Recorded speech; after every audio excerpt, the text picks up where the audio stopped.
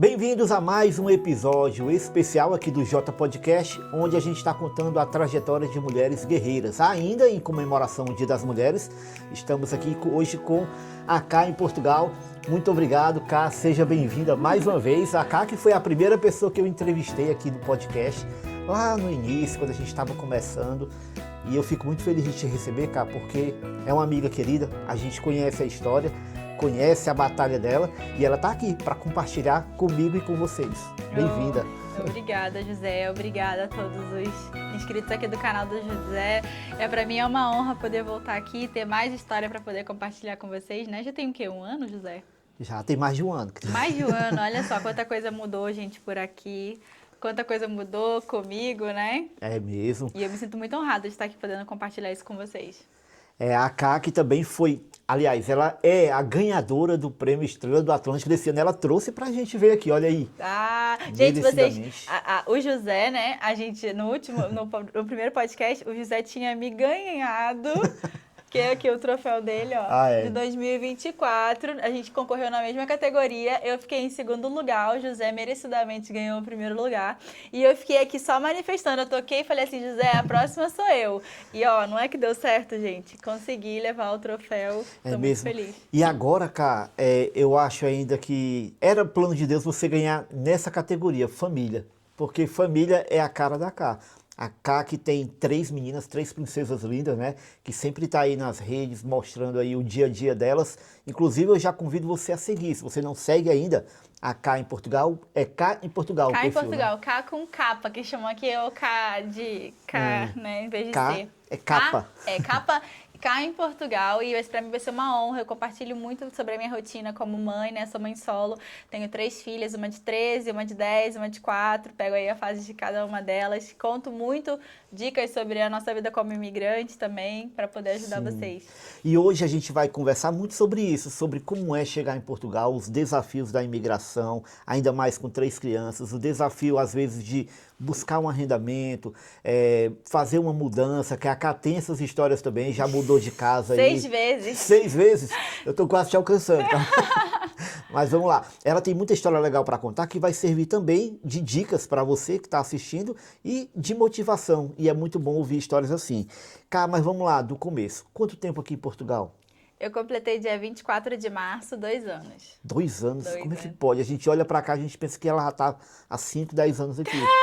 Porque talvez é muita história, né? Muita história, muitos recomeços, né, José? E eu acho que isso traz uma bagagem aí. E uma história que eu acho legal da Ká, o desfecho dessa história, é os perrengues dela com o carro, né? Comprou um carro barato quando chegou, né? Quanto foi o carro? Meu primeiro carro foi 400 euros. Eu não sei o nome dele, é o Opel Corsa, né?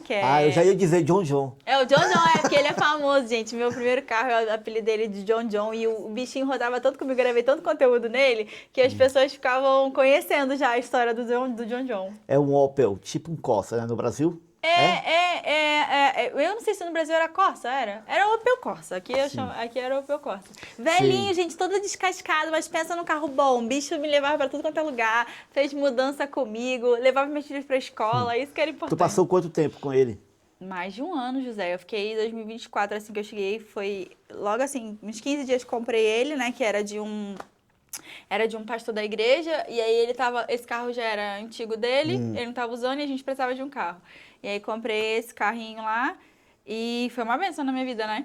Eu fiquei um ano, aí quando foi em abril aconteceu uma situação, aquela loucura lá da minha vida, né? Sim. Que aí eu tive que pegar o outro carro e fiquei com esse carro até o final, até janeiro desse ano. Então, tu já teve 2 carros, fora o atual que você tem hoje. Fora o atual que eu tenho hoje. Gente. E nesse tempo que você ficou com esses 2 carros, que eram um pouquinho mais antigos, teve algum perrengue assim que você possa contar? Teve. O John John, ele era 94.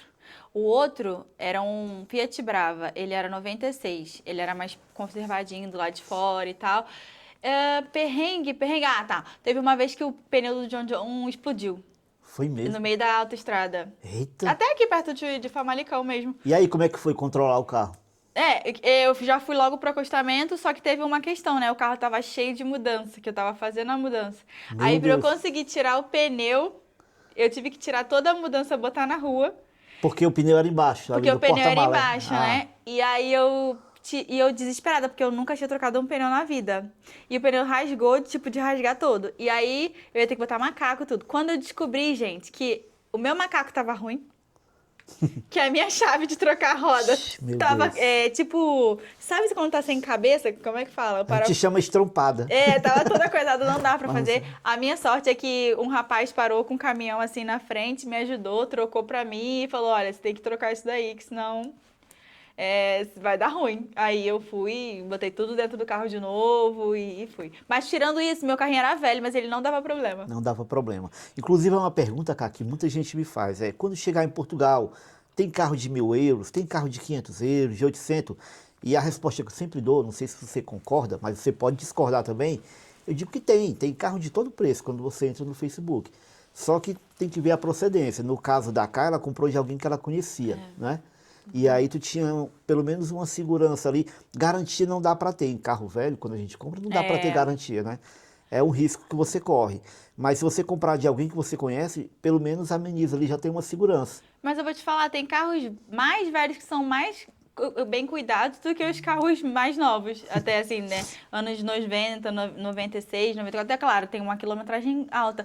Mas até que, por exemplo, o John, nunca tive problema com ele. Só uma vez troquei a bateria e depois o pneu. Porque de resto era fazer manutenção, né? Trocar óleo, essas coisas, correia. E depois era só manter mesmo. E o Fiat Brava também, era um carro que bebe muito, né? Essa é a dificuldade também. Mas pra quem tá chegando, gente, eu não sei se o José vai concordar comigo.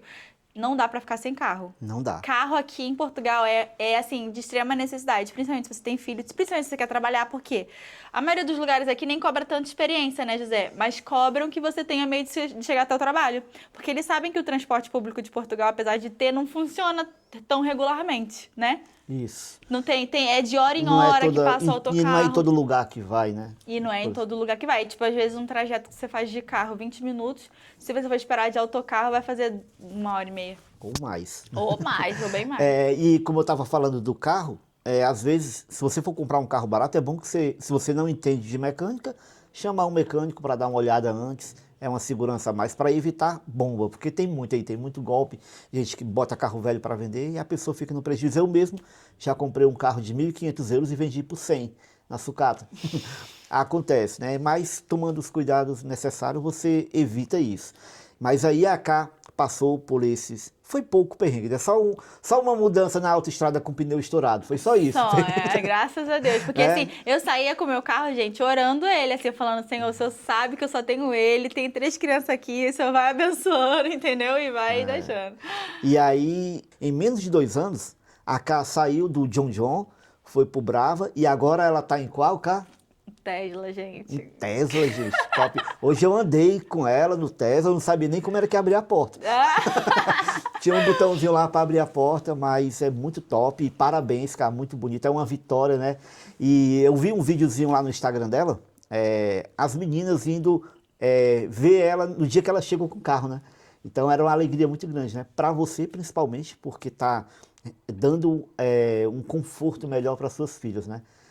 E aí, como é que foi? Fala um pouquinho dessa vitória. Foi muito emocionante, gente. E eu falo isso pra vocês, que quando a gente sai do nosso país, a gente não tem certeza de nada, né? A vida de imigrante é muito incerta. E eu realmente passei muita coisa aqui, muita de verdade. Esse carro, ele é um bem material, mas ele também é uma realização pessoal, porque eu nunca tive um carro novo no Brasil. E quando eu consegui comprar ele, eu me vi assim, me senti representada por muitas pessoas que realmente querem ter qualidade de vida. Porque é por isso mesmo, sabe? A gente sai do nosso país para tentar essa qualidade de vida. E eu digo, com organização, com garra, sabe? Você vai chegar onde você quiser. E vai conquistar, assim, as coisas que você quer. Agora, eu tenho esse carro, mas eu já enfrentei... Eu entendo que eu enfrentei o meu tempo de preparo com os outros carros, né? Que a gente chega, a gente não tem condição financeira para sair gastando. E nem é o indicado.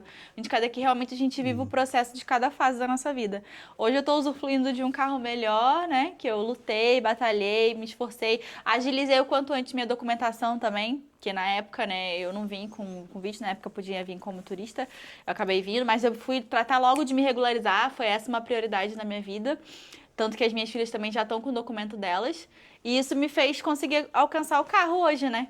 Isso, muito bom. É muito bom ver essas histórias. E eu gosto de trazer essas histórias aqui para você ver que a vida real é assim, a pessoa chega, vai trilhando aquela trajetória, um passo de cada vez, um dia de cada vez, e a vitória chega, mas quando a pessoa é esforçada, quando a pessoa sabe aproveitar essa oportunidade.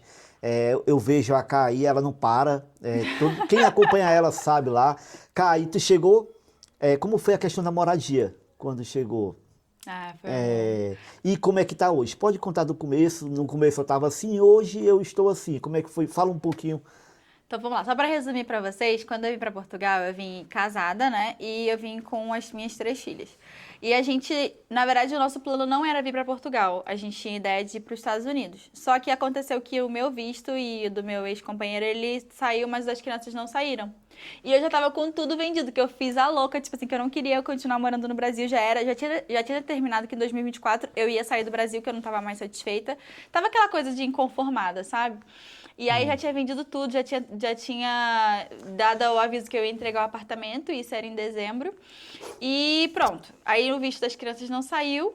Eu tinha uma amiga que morava aqui em Portugal e eu falei assim, quer saber? Eu vou para Portugal. Vi que era possível se regularizar através da manifestação de interesse. Em 54 dias eu mudei o plano todo. Era ir para os Estados Unidos e depois vir para Portugal. E aí cheguei aqui, gente, eu fiquei 10 dias na casa dessa minha amiga, que ela falou assim, cara, eu queria te receber e te ajudar, porque aí você pode ir procurando com calma. Naquela época, gente, era até um pouco mais fácil, e olha que era difícil pra caramba, e eu vou contar pra vocês, encontrar arrendamento. Hoje em dia é quase que meio que impossível. É melhor você vir programado já com o arrendamento escolhido do Brasil, do que você chegar aqui e ficar batendo de porta em porta, que é bem difícil. E a gente enfrentou isso quando a gente chegou, porque mesmo com essa minha amiga que já morava aqui há um tempo, a gente ficou os 10 dias na casa dela, depois eu tive que morar no Airbnb. Por quê? Porque passou os 10 dias, a senhoria dela não aceitava, tipo, que ficasse lá, porque senão ela ia acabar perdendo o contrato dela.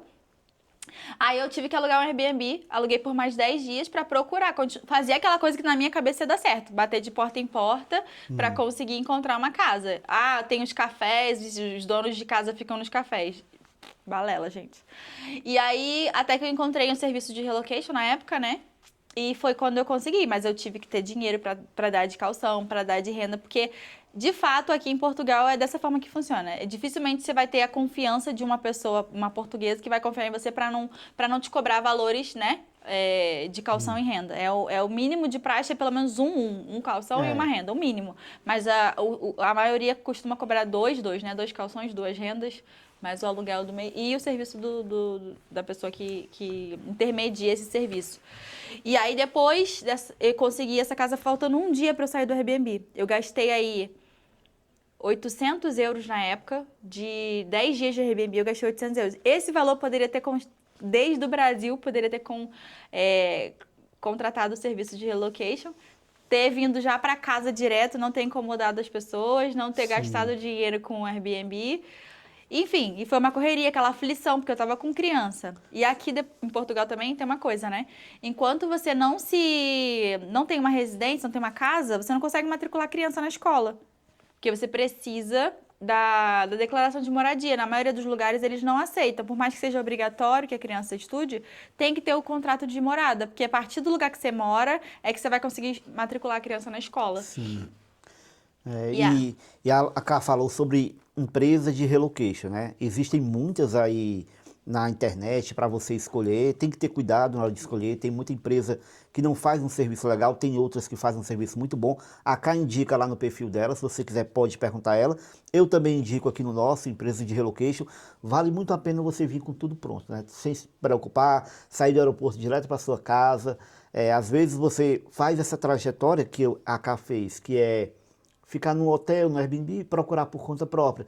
Mas não é certeza nenhuma de que vai encontrar logo. E é muito dinheiro gasto, porque imagina, só de Airbnb eu gastei 800 euros. Às vezes você vai pegar um serviço de relocation que você vai pagar a mesma coisa. Só que a ideia eu vou dar um jeito, às vezes quando você chega, tudo que você não tem é preparo. Você não conhece a esquina, você não conhece as pessoas, você não tem relacionamento. É difícil. Mesmo tendo pessoas aqui que já estavam aqui há um tempo, foi difícil. Então, assim, às vezes é uma economia que o barato sai caro. Verdade, é verdade. E aí hoje você mora... Não, aí eu consegui essa primeira casa. Essa primeira casa era um T2, que eu pagava em 800 e 850. Era um T2. Não tinha mobília nenhuma e tava toda suja de gato, né? Eu até gravei um vídeo desse que eu fui quase escorraçada, que eu descobri que não pode jogar água no piso da casa.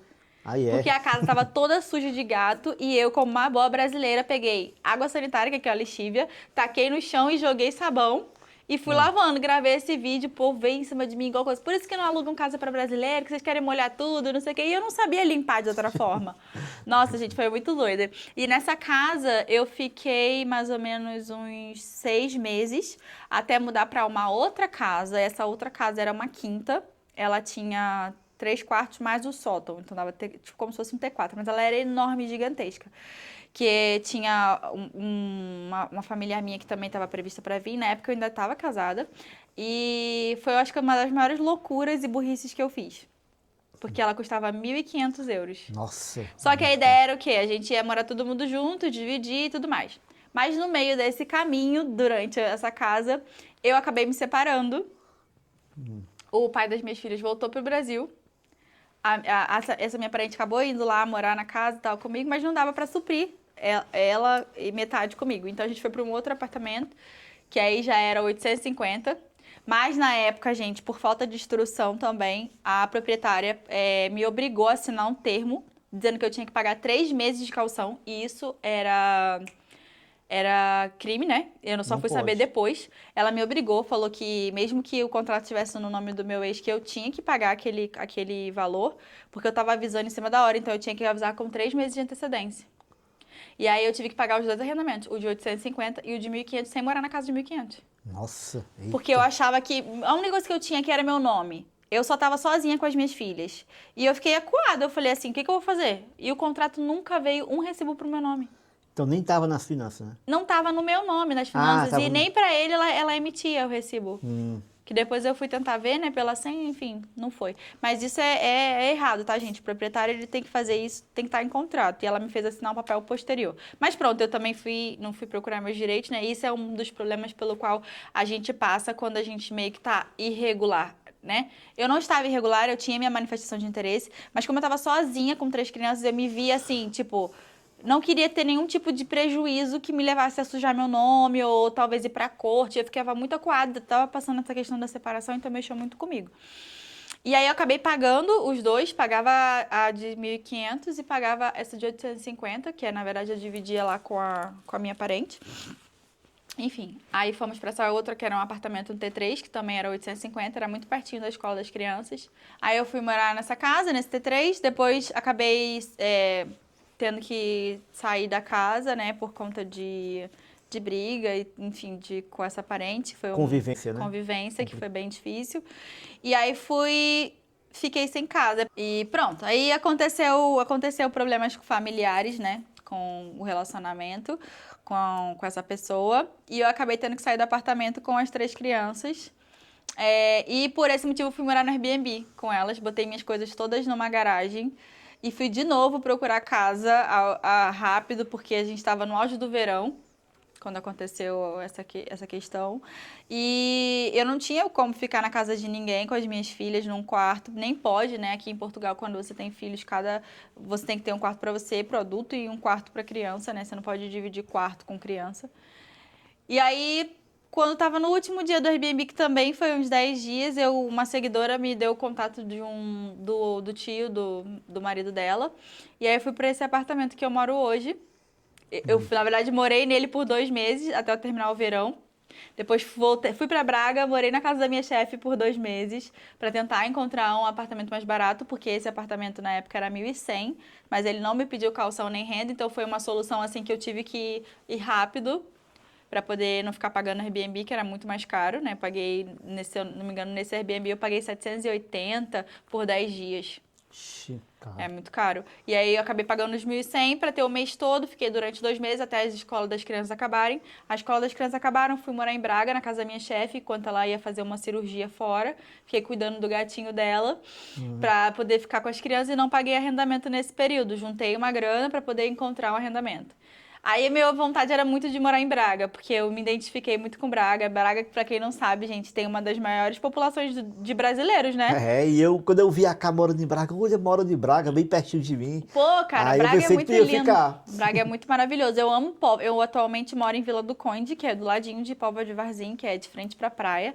Mas eu gosto muito de Braga porque eu falo que lá é o calor, né? Lá de verdade não tem vento, é uma coisa assim, tipo, maravilhosa. E me identifiquei muito, só que como lá em Póvoa as crianças estudavam desde quando a gente chegou, era um elo, né, que a gente tinha. Então eu não queria afetar a única rede de apoio que as crianças tinham, que era os amigos da escola. Sim, Então, eu voltei, negociei lá o meu apartamento que eu já estava morando esses 2 meses antes de ir para Braga. E lá voltei a morar no mesmo apartamento e tô lá até hoje. Então, é a primeira pessoa que eu conheço que em Portugal saiu do apartamento e depois voltou para ele. É por isso que é muito importante, gente, Porque não você é deixar a fácil. porta aberta, né? Com certeza. Eu fui muito sincera, assim, com o dono da minha casa. Eu falo que ele é um anjo na minha vida, porque, de fato, qualquer coisa que ele vê minha história, ele me segue e ele fala assim, eu admiro muito que você, né, tá sempre lutando pelas suas filhas e tá amparando elas de todo modo. E é muito importante a gente saber deixar uma porta aberta pra gente voltar, porque a gente não sabe o dia de amanhã. Aqui todo mundo se conhece, gente. Portugal é um ovo, né? A Cacá falou nas filhas dela, a gente vai já falar de escola também, ela tem muito para contar com isso, mas eu queria mostrar um videozinho para vocês que foi muito emocionante, foi o dia que a Cacá foi nomeada ganhadora do Prêmio Estrela do Atlântico. Vou mostrar aqui para vocês, ela subiu lá no palco com as meninas, foi lindo, vamos ver. Como era para eles? 25% dos votos para cá em Portugal.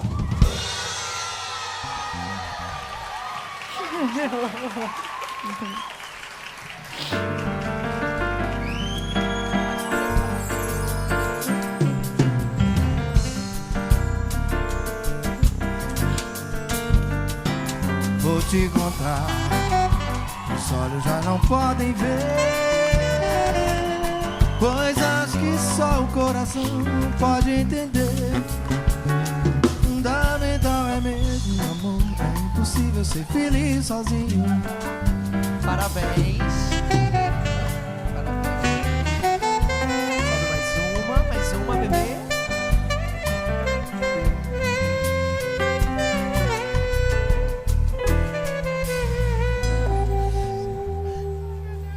Obrigada, meu Deus! Ai, meu Deus!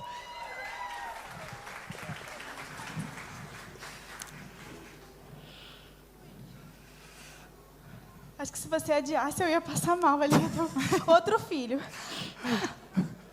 Obrigada, meu Deus. O Prêmio Estrelas do Atlântico é mais do que uma oportunidade de levantar um troféu.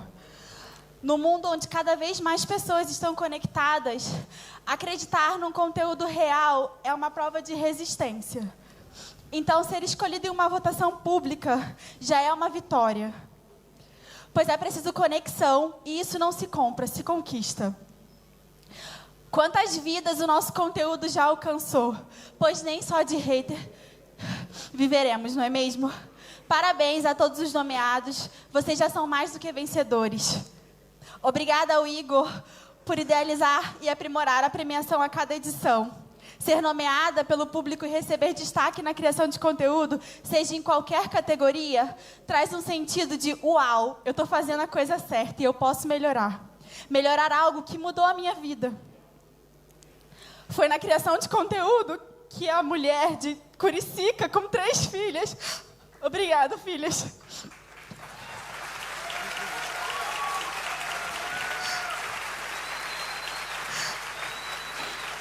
Se encontrou gravando vídeos para ajudar pessoas que viriam depois dela. Eu pude me manter ativa para não deixar minha mente vazia. Eu encontrei força nos desafios da imigração, construí uma rede de apoio com mais de 110 bonitas e bonitos só no Instagram e pude cuidar com dignidade das minhas filhas. Conheci países, conquistei o meu carro dos sonhos, pude sentar na mesa de pessoas que antes eu admirava, fiz amigos e creio que muito mais está por vir. Obrigada aos meus amigos que somaram força nessa jornada, ao José, a Luciana, o Arthur, que a gente fez uma campanha juntos, aos meus irmãos. Stephanie e Rafael, que estão aqui hoje para me prestigiar. Obrigada à minha mãe, que me liga todos os dias, gente. Ela nunca desistiu de mim. Pra não me deixar, ela nunca deixou de eu me esquecer, deixar de me lembrar de quem eu realmente sou. Em 2024, eu tive a honra de participar e levei o 2º lugar, mesmo tendo acabado de chegar em Portugal. E foi aí que virou uma chave na minha cabeça. Participar é incrível demais. Como eu sempre digo às bonitas e bonitos, sonhar grande, sonhar pequeno dá o mesmo trabalho. Então, estrelas, sonhem, mas sonhem grande e deixe que Deus coloque vocês nesse lugar. Obrigada! Parabéns! Parabéns, cara! Que momento lindo, né? Muito legal e é emocionante. A gente vê ali, consegue ver na plateia ali, a plateia chorando, emocionada. E realmente você saiu do 2º lugar e tinha acabado de chegar em Portugal, né? E quase ganhou, foi por pouco. Foi mesmo, e no ano seguinte ganhou. E tu falou ali do trabalho, né? Esse trabalho que você faz, que é a criação de conteúdo. Um trabalho que você descobriu aqui em Portugal. No Brasil, tu não era criadora de conteúdo, era? Não, eu gravava uns stories aqui e ali, porque eu era cabeleireira, né? E mais nada voltado como era aqui, como passou a ser aqui, né? Certo. E aí, cara, como é que é esse trabalho? Fala um pouquinho para quem está lá no Brasil ou para quem já está aqui em Portugal, que sonha também em trabalhar com conteúdo digital. A Cá, inclusive, também, ela é mentora, ela tem um treinamento sobre isso também, né? Pode falar do teu treinamento também, fica à vontade. Gente, olha, primeiramente queria agradecer ao José, porque muito desse prêmio hoje está em ele ter acreditado em mim. O José é uma pessoa de uma humildade que vocês não têm noção. O cara levantou o troféu na minha frente e ele me abraçou desde o dia da primeira premiação. Você se tornou um amigo querido. Ele me incentiva e me inspira demais. E agora nessa premiação, na premiação de Estrela do Atlântico desse ano, a gente teve a oportunidade de fazer uma campanha juntos, né, José? E o José foi um incentivador, ele estava ali o tempo todo. A gente se juntou com outros influenciadores, a convite do José, né? E eu falo que grande parte desse prêmio também eu devo a todos os meus seguidores, mas devo muito ao José, que acreditou em mim. E eu falo isso, a internet ela tem um poder gigantesco de transformar vidas, de fazer conexões, de trazer amizades também para nossa vida, né? Principalmente como imigrante, a gente sente que a gente está muito sozinho. E eu fui muito abraçada em meio a todos os desafios que eu passei. Se vocês forem lá acompanhar na minha rede social, vocês vão ver tudo. Eu pude ver que eu realmente fiz amizades. Vi pessoas que estenderam a mão para mim, para as minhas filhas, me acolheram. E o José foi uma dessas pessoas. Ele é um cara que está sempre motivando gente. Ele está sempre, sabe, buscando, trazendo aqui dicas para vocês todos os dias. E a internet tem esse poder, sabe? Tem o poder de curar. Foi essa uma das razões pela qual eu comecei a gravar conteúdo para a internet. Porque eu cheguei aqui em Portugal com as minhas filhas, consegui, depois do desafio de conseguir a casa, eu matriculei as mais velhas. Só que como eu cheguei no final do ano, aqui em Portugal, o ano letivo começa em setembro e termina em julho. Junho, né? Junho. E eu cheguei em março, então eu só consegui vaga para as duas maiores. Aí a bebezinha não tinha escola, então eu tive que ficar em casa, eu procurei emprego, né, fora, mas não conseguia. E nesse meu tempo, enquanto eu ainda tinha reserva, eu comecei a gravar vídeo, porque eu falei assim, das duas uma, eu vou me manter ocupada, né, gravando conteúdo, e vou ajudar outras pessoas, que assim como eu também tinham dúvidas do que... Como é que se fala? Do começo, né? Eu gravei um diário, fui gravando um vlog de diário. Então, tudo que eu fui fazendo enquanto imigrante, eu ia gravando e postando. E isso começou a tomar uma repercussão muito grande, né? O apoio que a gente hoje oferece para vocês através de um vídeo, na verdade, tem o poder transformador de orientar. É por isso que é muito importante que a gente, como criador de conteúdo, também tem responsabilidade daquilo que a gente grava e posta para vocês. Porque isso realmente influencia pessoas, né? Sim. E aí os meus conteúdos começaram a viralizar, começaram a chegar para muita gente, começou a chegar, tipo, teve 15 dias que eu fiz 10 mil seguidores, em 15 dias. Nossa. Tamanho era a quantidade de vídeos, e então eu digo para vocês, assim, e logo do começo, né, pode falar aqui sobre trabalho, essas coisas? Pode, fica à vontade.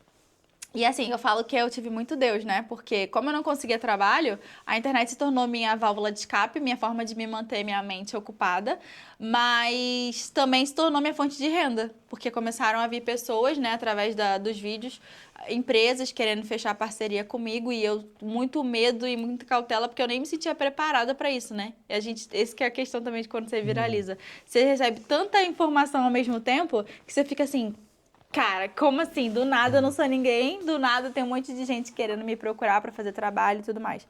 E aí foi dando certo, no meu primeiro mês, assim, como criadora de conteúdo, já tinha um salário só de parceria, e isso era muito legal.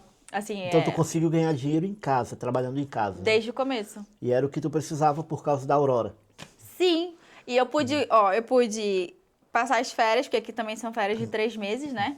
Então eu tava ali eu comecei a gravar conteúdo em abril, primeiro mês. Maio eu já tive meu primeiro salário. Meu primeiro salário, assim, não salário fixo de uma empresa, mas juntando todas as comissões que eu fui ganhando e parcerias que eu fui fechando, eu fiz 1.025 euros em um mês, só um com esses mês. picadinhos de Isso coisa. no começo do trabalho, né? Do começo do trabalho. Eu não tinha nem 10 mil seguidores quando eu comecei a ter pedido de parceria.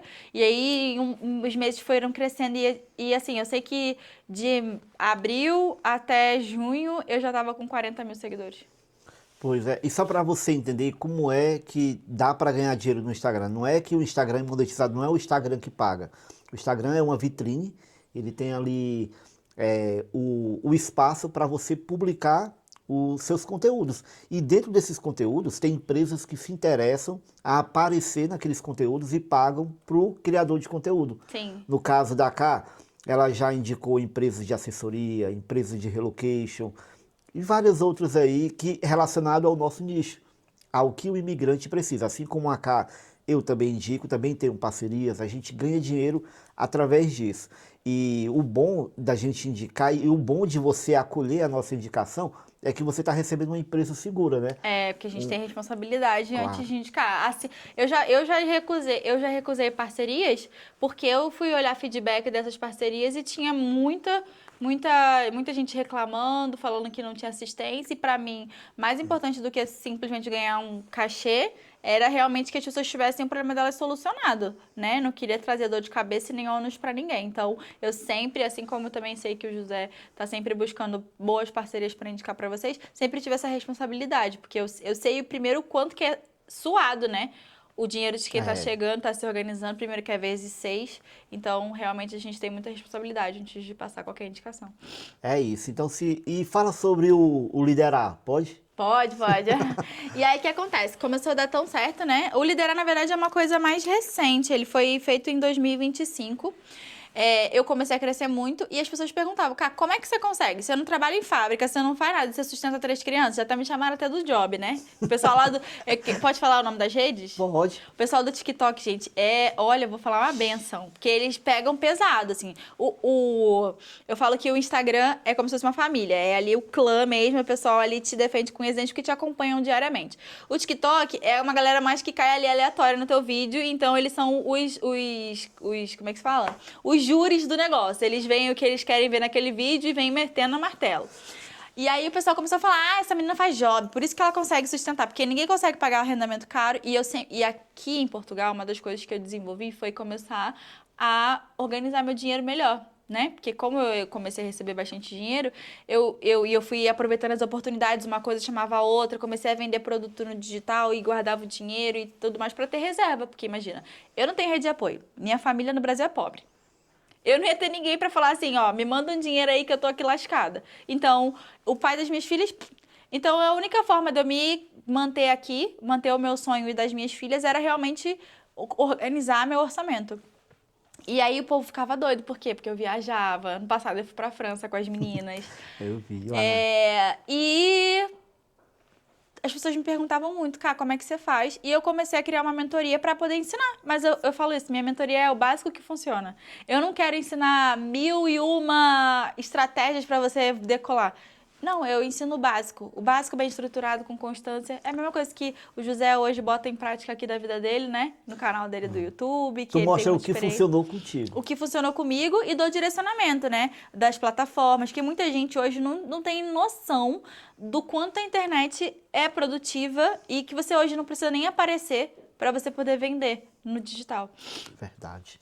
Muito bom. Eu também trabalho com criação de conteúdo, como vocês sabem, e me inspiro muito nos conteúdos da Ká, mesmo sem ela saber. Às vezes a gente vê um reels dela e, olha que legal, dá para eu fazer. Aí a gente vai usando como referência, né? Não só a Ká, mas tem muito criador bacana aí que a gente vai se apoiando um nas ideias do outro. E é muito bacana isso, tudo quem ganha é você que tá aí do outro lado, por isso já segue a Ká. A Ká também tem um canal no YouTube que ela deu uma parada, mas ela vai voltar. É que eu quero ganhar minha placa de 100 mil aqui, igual o José, ó. É isso aí, em breve. Se você botar Ká em Portugal no YouTube, você encontra ela também lá. No TikTok também é Ká em Portugal. Todos são cá em Portugal. E cuidado com as contas fake, gente, porque a minha conta no TikTok hoje tem 66 mil, mas tem um monte de gente que cria umas contas falsas aí pra ficar indicando o negócio de criptomoeda, isso daí não é meu, tá? E é isso, minha conta também no Instagram é cá em Portugal, a conta no TikTok também é cá em Portugal. É cá em Portugal com 2 L's no final. Certo, então pronto. Tá aí, vai estar o link também na descrição para você seguir ela, o link real dela, né? E Ká, as crianças, vamos falar das crianças. A idade das 3, qual é? A Ariela tem 13, a Alice tem 10 e a Aurora tem 4. Pronto, então a Ká tem 3 faixas etárias aí, e ela tem famílias que vêm com filho pequeno, tem outras que vêm com filho maior. E então, quando chega aqui é um desafio, né? Quem tem criança sabe, desde a adaptação na escola, com a adaptação do clima, da comida, tem várias coisas várias fases que a criança passa. Como é que foi com você essa questão de adaptação? Olha, eu falo que Deus foi muito bom comigo. Eu cheguei numa época que eu considero uma época muito boa de clima, que é a primavera. Porque já não tá mais o frio do verão. O frio do inverno? É, o frio do inverno e nem tá o calorzão do verão. Então deu pra se adaptar muito bem. Logo depois as crianças entram de férias, né? E aí vem o verão, que aqui é lindíssimo, gente. Quem tiver a oportunidade de visitar Portugal no verão vai ver que aqui é lindo. Aqui tem muita atividade para criança gratuita. Verdade. Pelo menos lá na Póvoa, principalmente praia, assim, ao longo da praia inteira tem parquinhos. Acho que todo lugar que tem, né? Aqui Sim. Famalicão. Com relação à escola, né? Como eu falei pra vocês, assim que você chega, você precisa ter os documentos básicos, que é o NIF, o NID da criança, o utente, que também na época eu consegui todos eles muito fácil, e a pessoa já falava que era difícil conseguir o utente, né? Que não dava pra quem era turista. Mas eu fui lá e disse que a escola precisava do utente e eles deram o utente. O que é difícil é conseguir médico de família, que é aquele atendimento. Mas o utente eles não negam, não. Pelo menos nunca negaram pra mim, eu já consegui pra outras pessoas dessa forma. E aí, com esses documentos, de documento do Brasil que você precisa pra escola, o histórico escolar com apostilado de AIA, que tem que ter. Não pede certidão. Certidão é só quando você vai passar no reagrupamento lá na AIMA. Para a escola pedem só essa questão do histórico, passaporte. E aí consegui matricular as crianças. Aqui em Portugal tem uma coisa chamada escalão. Tu já falou aqui alguma vez nos canais? Não, ainda não falei. De vez em quando nas lives a gente responde alguma pergunta sobre o escalão, mas pode falar. O escalão aqui, gente, ele é definido pela Segurança Social. E basicamente a Segurança Social que também define os valores de alimentação das escolas. Quando você chega, quando eu cheguei pelo menos, eu não tinha escalão. Então, a alimentação aqui é paga e tem vários escalões. Ou é gratuito, que é o escalão... o escalão 0 ou o escalão 1, amiga? Que você não paga nada. É o O escalão 1 você um, não... 2 e o 3. tem 1, 2 e 3. O escalão 1 você não paga nada. O escalão 2 você paga 50%. E o escalão 3 você paga 1,40, se eu não me engano. 1,40. Só que esse 1,40 é por refeição do dia. Aí vem o café da manhã e o almoço. E se tiver lanche da tarde, tem lanche da tarde. Quando eu cheguei, eu não tinha escalão, porque ainda não tinha residência. E o escalão é definido pela Segurança Social depois que você tem residência. Mas eu fui direto na escola e falei pra eles que eu era mãe sozinha, que eu precisava... Mano, na época eu não era mãe sozinha. Mas eu falei que eu era imigrante, que eu tinha acabado de chegar e que eu tinha as contas. Eles fizeram um escalão próprio pela escola, sabe? Sem passar pela Segurança Social, direto pela escola. E eu não paguei durante 6 meses... 6 ou 7 meses. Não, os primeiros 2 meses que elas ficaram na escola, depois quando voltou também consegui de novo, porque eu comprovei lá os valores que eram muito altos que eu pagava de arrendamento. E eles fazem meio que um cálculo dos custos que a família tem para o que ela pode pagar. E aí depois que eu tiver residência, foi instaurado lá o meu escalão de abono e eu pago o escalão 2, que é de 50%. 50%. Bom, Sim. então fica a dica aí para quem tem residência, buscar esse escalão, né? Um benefício. E quem não... Não, esse benefício é só da alimentação, porque tem o escalão de abono da alimentação e tem o escalão de família, que aí é o benefício que você recebe da Segurança Social, mas isso é só depois também que você tem residência. Sim. E se você tiver direito, né? Que dependendo do teu escalão, você acaba não tendo direito. Vai para uma análise, de acordo com a renda da família. é isso? Exatamente, isso aí. Certo. E a adaptação das crianças na escola, foi tranquilo? Foi muito tranquilo. Esse é um dos motivos pelo qual eu voltei a morar lá no mesmo lugar. Desde quando elas chegaram, elas já estão nessa escola e elas fizeram boas amizades, sabe? E eu fiquei muito mal de, tipo, tirar elas da única coisa que era segura, que eram as amigas da escola, né? E foi muito incrível, elas foram muito bem acolhidas. Hoje em dia elas vão para casa das amiguinhas, as amiguinhas vêm lá para casa. Legal. A maioria é tudo portuguesa, né? Mas é muito bom, eu nunca tive problema com bullying, nunca tive problema com xenofobia. A escola sempre está sempre disposta ali a conversar, a falar sobre os assuntos interessantes para a criança. O desenvolvimento da criança aqui, gente, ele é muito prioridade, sabe? Eles entendem se a criança está com sono, se a criança, sabe, tá precisando de doação de roupa. No começo eu não tinha muita coisa, né, que eu vim com uma mala. Eu recebi muita doação de roupa. Eles perguntavam se precisa de alimento e tal. Eu falei, não. Aí ele, não, mas se precisar, a gente tá aqui. Foi muito tranquilo, assim. E na questão de aprendizado, né, a dificuldade. No Brasil, as crianças estudavam em colégio particular. E aí, quando elas vieram pra cá, mesmo sendo colégio público, elas sentiram um pouco, porque era bem aplicado e tinha a questão da língua, né? Porque assim que você chega, você ainda não consegue... o sotaque ainda é muito forte deles e... Fica difícil de entender, às Fica vezes. difícil de entender. E eles falam rápido, mas elas conseguiram. No primeiro período que elas ficaram, esses 2 meses que faltavam pro final do ano, elas tiveram que repetir, né? O que eu aconselho, quem quer vir pra cá e não quer que o filho repita, venha no período de dezembro. Por quê? Dezembro tem as férias, que é como se fosse um recesso, que marca o fim do primeiro semestre e o fim do segundo semestre. Sim. E aí, nesse período, você meio que já concluiu lá no Brasil um ano completo, né? Porque a escola lá termina em novembro. E aí, quando você traz o diploma, você tem que trazer o diploma de conclusão daquele ano que a criança fez. Se você fizer de cursando, tipo, eu vou sair em outubro, vai aparecer um diploma de cursando, você tem que pegar o diploma como concluído. Pegou o de concluído, para Portugal, o que a criança vai fazer é o próximo ano. Se o diploma está, por exemplo, do 7º ano concluído, ela vai entrar aqui no 8º. Caso ela não tenha de janeiro até junho, nota suficiente para passar, ela pode escolher voltar. Mas se ela já tiver como concluído e ela pegar esses 6 meses e estudar bastante, ela consegue já antecipar, tipo, com esses 6 meses, né? No próximo ela já vai entrar no 9º ano. É verdade. Então, a data para você vir para Portugal é muito importante para quem tem filho, né? Para quem tem Se filho. você vier nesse período, como a Ká falou, é uma questão de conciliar, ver como é que está o andamento da criança. A escola vai orientar, vai dizer como é que ele está. Ele só vai para o próximo ano mesmo se tiver apto mesmo. Se tiver nota. Se não, vai começar em setembro na série que ela já estava fazendo, né? Aí vai acabar repetindo. Na verdade, ela vem como concluída, ela faz um pequeno trecho daquele ano, só que no próximo ciclo ela vai ter que fazer o mesmo ano de novo. Vamos dar um exemplo aqui. Primeiro, vamos supor que a criança chegou no 6º ano. Ela concluiu o 6º ano no Brasil. Aí ela chegou em janeiro em Portugal. Vai começar as aulas, ela já vai começar no 7º. Só que ela só vai pegar ali uns 4 ou 5 meses de aula, porque o ano letivo está em andamento.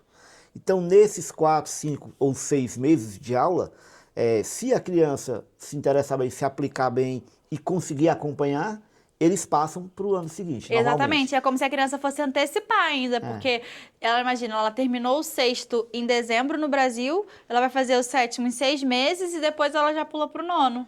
Isso. Que eu acho que é muito mais vantajoso, porque a criança fica adiantada ao invés de ficar atrasada. E eles não vão antecipar só porque a criança quer. Não, é porque a criança realmente se dedicou, fez as aulas, cumpriu, porque aqui também tem 2 coisas, a nota e a carga horária. A criança tem que ter frequência, né? Por isso que eu tô dizendo que dezembro, apesar de ser inverno, é uma boa data para vir, porque você tem ali 6 meses até dezembro. Então pega metade um semestre inteiro, dá tempo de recuperar para a criança. Se ela conseguir tirar notas boas, né? E tem reforço na escola também aqui. Eles oferecem um reforço para a criança. Se ela tirar uma nota boa, ela consegue já antecipar isso, ao invés de ficar atrasada. É isso aí, mas também tem que levar em consideração que o ensino daqui é um pouquinho mais avançado do que o do Brasil, né? Então, a gente tem que ter paciência com as crianças. Se ela não acompanhar ali de início, é normal, toda criança passa por isso. Só que tem aqueles que são mais inteligentes que vão lá e acompanham mesmo, e é o perfil de cada criança, né? O teu perfil hoje é voltado tanto para quem mora aqui quanto para quem está no Brasil, né? Tem dica para todo mundo. Para todo mundo. Muito bacana mesmo, gente. E eu falo muito isso. Eu tento trazer o mais claro possível para vocês, para facilitar os problemas que eu tive, que vocês não tenham que percorrer, né? É isso aí. O trabalho da gente é esse, é mostrar o caminho, claro. E aqui, como as coisas mudam muito, cara, a gente sempre está falando, às vezes, um vídeo que a gente já gravou ano passado, tem que gravar esse ano de novo, porque já mudou, sempre está mudando. Então, a importância de você acompanhar, sempre. Não só a Cá, não só o José, mas vários outros perfis que tem aí um conteúdo responsável, um conteúdo bom, que vai te ajudar a chegar aqui com informação. Exatamente. E o meu conselho para vocês que estão aí se organizando, pensando em vir morar em Portugal, não desistam do sonho de vocês. Não, assim, eu falo muito isso. Nada é uma certeza absoluta. Nem o que as pessoas falam que é muito bom, nem o que as pessoas falam que é muito ruim. O que você precisa é ter discernimento para escolher o que você quer enfrentar. Porque assim como no Brasil, a gente tem dificuldades reais na vida de imigrante. Não dá para romantizar tudo. É óbvio que com força, disposição e garra, assim como eu e o José e outras tantas pessoas que também tiveram histórias de superação, você também pode viver essa mesma alegria, né, de conquistar suas coisas, mas é isso, precisa viver o processo e precisa mais ainda ter equilíbrio emocional, porque o emocional aqui, para quem quer imigrar, conta muito, né? Você é uma batalha contra você mesmo. A sua guerra é contra você. Se planejem, se organizem. Financeiramente é muito importante que vocês façam isso. Não cometam a loucura de, chega lá eu resolvo, vou sem documento. Isso hoje a gente já sabe que traz muitos problemas, muitos transtornos. Às vezes é melhor você esperar um pouco mais. Eu sei que a ansiedade de quem está no Brasil e quer sair, quer viver algo novo, é muito grande, né? A gente fica naquela coisa, aqui eu já não aguento mais. Mas na verdade o planejamento faz toda a diferença para o negócio fluir melhor, né? E o seu planejamento para sua família precisa existir, mas você não pode desistir do seu sonho, independente do que as pessoas digam que é bom ou ruim, vai ser sempre a sua história e não a das pessoas. Acredite, confie, lute por isso e eu espero por vocês aqui. Cá, eu queria agradecer por esse momento com você, foi muito bom poder ouvir um pouquinho da história da Cá, das crianças. E, claro, essa live esse vídeo termina aqui, mas continua lá no perfil da Cá. Tá postando conteúdo todo dia, né? Todo dia, gente. Stories lá todo dia, falando. Muita dica bacana, né? Muita. Olha, muito obrigada a vocês também por me receberem aqui. E faço convite para o José também voltar no meu podcast, que eu vou voltar a gravar. Com certeza, vai ser uma honra, viu? Legal, é muito bom participar, criar conteúdo com a Cá é muito legal. A gente já gravou alguns reels juntos, alguns vídeos, é muito bacana.